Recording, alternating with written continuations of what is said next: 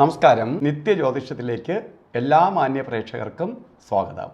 2025 October മാസം 14-ാം തീയതി 1201 ആണ്ട് കന്നിമാസം 28-ാം തീയതി ചൊവ്വാഴ്ച.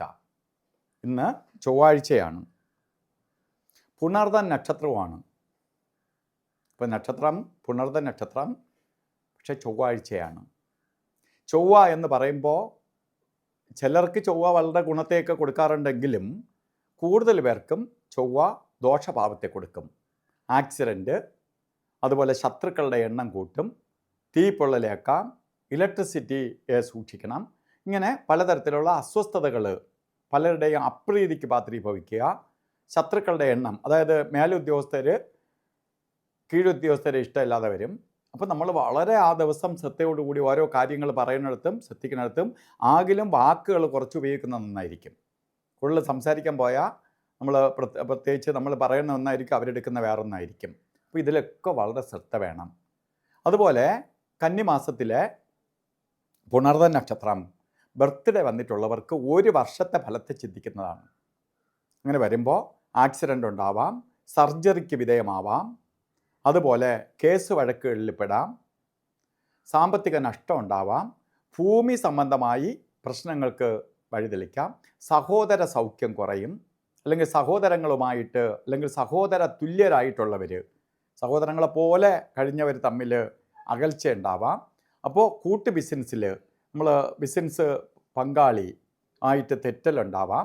ഇതൊക്കെ വരാനിടയുള്ള സമയമായതുകൊണ്ട് നമ്മൾ വളരെ ശ്രദ്ധിക്കുന്നതിനൊപ്പം തന്നെ ഈ ദോഷഭാവങ്ങൾ എഫക്റ്റ് ചെയ്യാതിരിക്കാൻ വേണ്ടി, ദോഷത്തിൻ്റെ കാഠിന്യം കുറയ്ക്കാൻ വേണ്ടി മുരുക ക്ഷേത്രത്തിൽ സുബ്രഹ്മണ്യ സ്വാമിക്ക് ചൊവ്വാഴ്ച ദിവസങ്ങളിൽ ഭസ്മാഭിഷേകമോ പഞ്ചാമൃത അഭിഷേകമോ അർച്ചന നടത്തുക.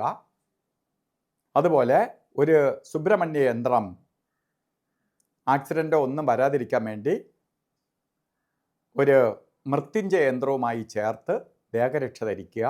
ഇതൊക്കെ നമ്മളുടെ ദോഷത്തിൻ്റെ കാഠിന്യം കുറയാൻ സഹായിക്കും.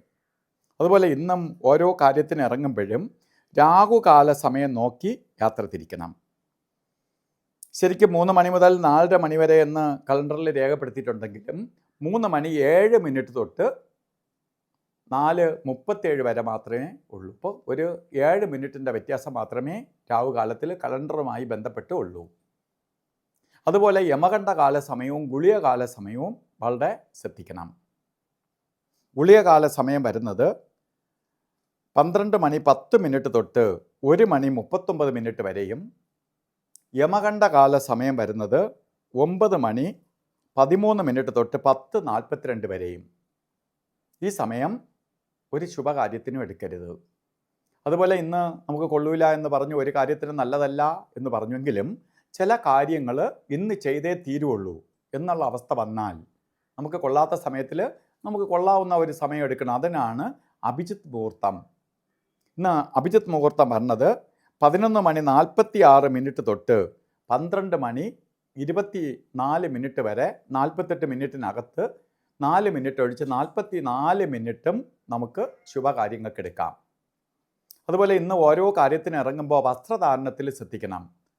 ചുവന്ന വസ്ത്രം നമുക്ക് വസ്ത്രധാരണത്തിൽ ഉൾപ്പെടുത്തേണ്ടത് അത്യാവശ്യമാണ്. അപ്പോൾ ഉൾപ്പെടുത്തി പോകുമ്പോൾ നമുക്ക് ദോഷങ്ങളിൽ നിന്ന് അതിജീവിച്ച് പോകാൻ സാധിക്കും. അപ്പോൾ ഇന്നത്തെ ദിവസം എല്ലാവർക്കും നല്ലത് വരട്ടെ എന്ന് പ്രാർത്ഥിച്ചുകൊണ്ട് നിർത്തുന്നു.